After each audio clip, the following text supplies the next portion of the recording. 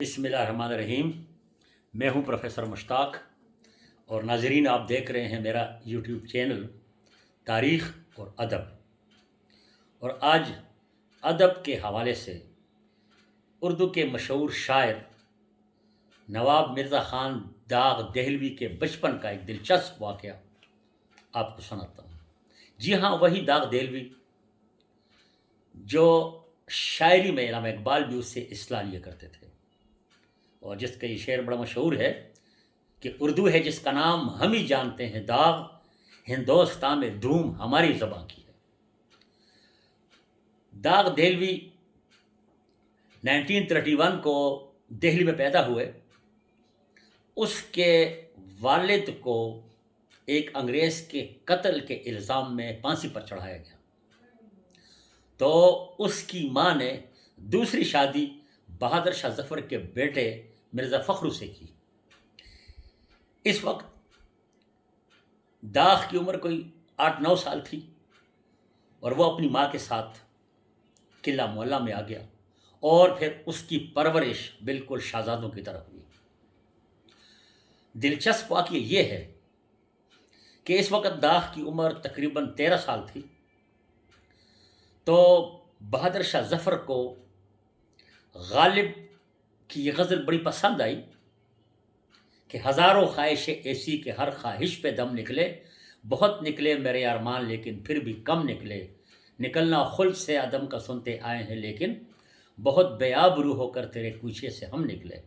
ये गज़ल उनको पसंद आई, तो उन्होंने कहा कि आइंदा जो मुशायरा होगा वो तरई मुशायरा होगा, और गालिब की इस गज़ल की ज़मीन पर हर शायर अपनी गज़ल कहेगा।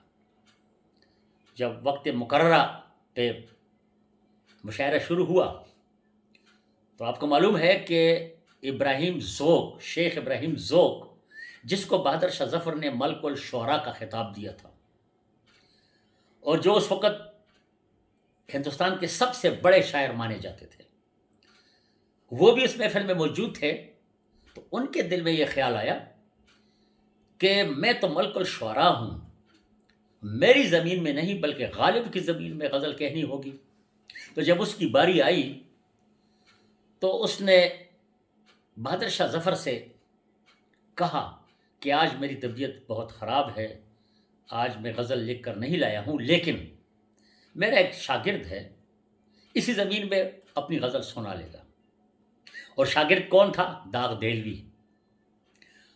और दाग़ ने उसी ज़मीन में जो गज़ल पढ़ी उसका शेर सुने। पहले ज़रा गालिब की इस गज़ल का शेर सुनते हैं। हज़ारों ख्वाहिशें ऐसी कि हर ख्वाहिश पे दम निकले, बहुत निकले मेरे अरमान लेकिन फिर भी कम निकले।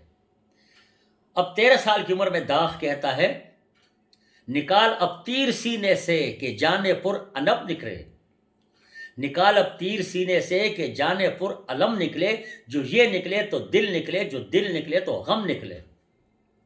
जब ये शेर बहादुर शाह ज़फ़र ने सुना, वो खड़ा हो गया और दाग़ को सीने से लगाया।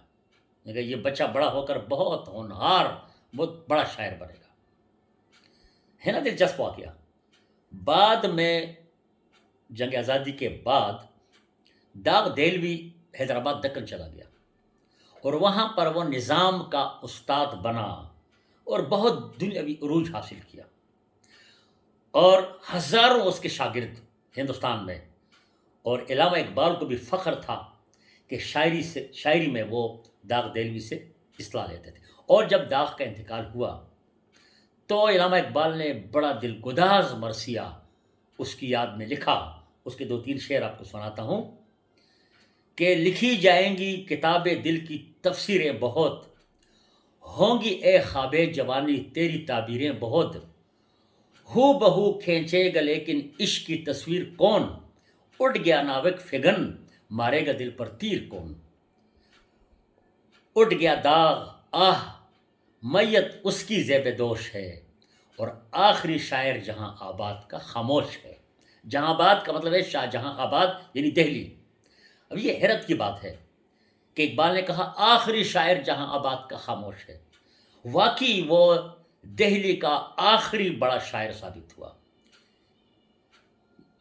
لکھنؤ اور دہلی کے جو بہترین شاعروں کا، عظیم ترین شاعروں کا مسکن تھا، لیکن داغ کے جانے کے بعد پھر ہم دیکھتے ہیں کہ جو بڑے شاعر ہیں، کوئی جلندھر میں پیدا ہوتا ہے، کوئی سیالکوٹ میں پیدا ہوتا ہے، کوئی اوکاڑا میں پیدا ہوتا ہے، کوئی سرگودا میں پیدا ہوتا ہے. تو اقبال کی یہ جو پریڈکشن تھی کہ آخری شاعر جہاں آباد کا خاموش ہے، بالکل صحیح ثابت ہوئی. شکریہ.